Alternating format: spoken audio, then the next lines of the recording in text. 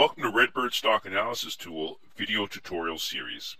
A series of 10 video tutorials to help new users learn and understand the RedBird product. In video tutorial number 7, we will take a more in-depth look at opportunities, recommendations, and alerts. We're going to assume that users have performed the standard setup, they've defined their investment goals, activated their stocks, defined their portfolios, and run the system in live operations mode with at least a couple of system updates. Within tutorial number 7, for opportunities, recommendations, and alerts, we will discuss concepts and definitions, detection and display, how to evaluate and execute opportunities and recommendations. We'll also discuss a little bit of general strategy along the way. Before we look at these three concepts within the RedBird product, let's discuss some concepts and definitions.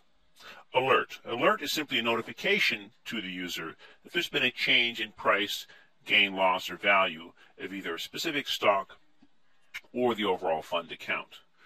Alert definitions can be set up by the administrator to trigger specific notifications. Alerts cannot be executed. They're simply for display purposes only. An alert is indicated with the blue circle symbol. Opportunity. Opportunities are net buy-sell signals that, if executed, may help users achieve their investment goals. RedBird's proprietary opportunity generation engine assesses all system data and compares it to the investment goals. And if it determines a match, it will generate a new buy-sell opportunity for a specific stock that is categorized as either low risk or moderate risk or high risk, depending on how its traditional metrics fit the investment goals. Opportunities can be executed, and if executed, those will translate into a buy-sell trade using the virtual fund account. Opportunities are symbolized by the yellow triangle. Finally, recommendations. Recommendations are simply opportunities that also apply to specific portfolios. The opportunity's risk matches the portfolio's risk, and the stock for the opportunity matches the portfolio's target stock. So if opportunities meet additional requirements for a specific portfolio, they'll also appear as portfolio recommendations, and portfolio recommendations can also be executed as well. Recommendations are indicated by a green square. If we go to the next slide, this provides an overview of how both opportunities and recommendations are generated. A lot of detail is presented within the main system guide, so here I just want to provide a very, very quick overview. If we look on the left-hand side, this describes the opportunity generation engine. It works as follows. RedBird will look at all the active stocks, it will go to the market to fetch live market data updates, and it will update all the stock quotes for those active stocks. It will then calculate metrics and signals based on some proprietary definitions. That will generate raw buy-sell opportunities. Those raw sell-buy opportunities are potential transactions that could historically occur. RedBird will then build a number of opportunity statistics for those raw buy-sell opportunities, and it will compare all those permutations and combinations with the risk profiles or investment goals that have been established by the user. It will then generate from that analysis net buy-sell opportunities that are classified as low risk, moderate risk, or high risk. Then the users have the option of either just viewing those new buy-sell opportunities, or if they wish to do so, they can execute them, and those opportunities become actual trades against their fund account. If we look on the right-hand side, this is the extra logic used to translate opportunities into portfolio recommendations. If the new buy-sell opportunities risk matches the risk setting of the portfolio, then it satisfies that additional criteria. If the stock for the opportunity is also a stock targeted by that same portfolio, it matches that second criteria.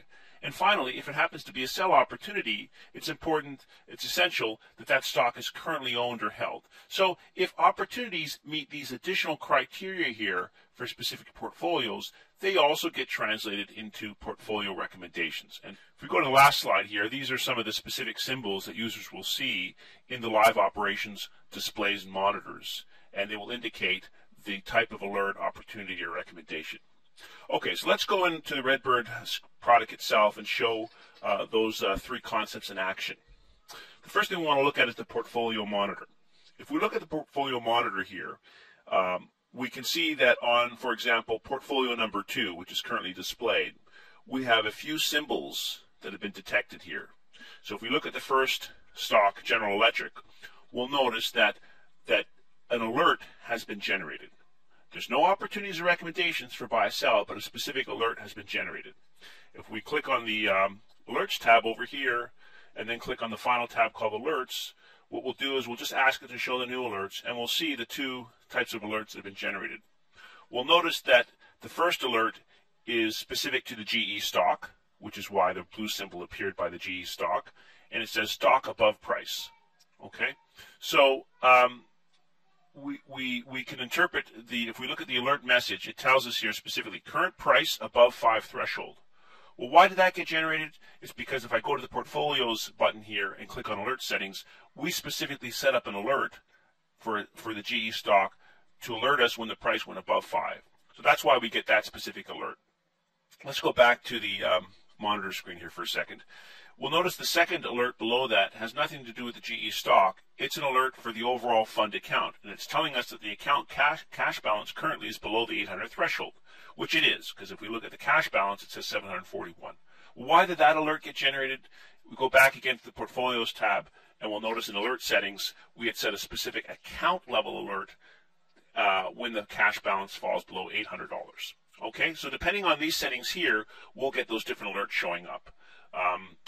We'll also notice that within the alerts display here, there's no execute button. So there's no execution that we can do an alert. It's simply for read-only purposes. The only options are to clear the history, which is to remove any old alerts, and to refresh, in which case it will recalculate any new alerts for us. Now let's look at opportunities. If we click back on the portfolio monitor, we'll notice down here for the Yahoo stock that we have a new opportunity, and that's symbolized by the yellow triangle here. We'll notice if we right-click on that Yahoo stock, we have the opportunity to execute the buy-sell opportunity. If we were to do that, for example, if I were to select it now, it's going to present me with a new screen that allows me to confirm an actual purchase based on that opportunity, in which case I can confirm the price and quantity, or I can leave it to the default price and quantity that was in the opportunity itself. Okay, I won't proceed with this actual buy transaction. We'll look more at buy-sell transactions in the next tutorial. Okay, so I canceled out of that because I don't want to execute that opportunity. Now, we also should notice that in the opportunities tab, there are more details about an opportunity. So I would recommend two things for users before they execute any buy-sell opportunity.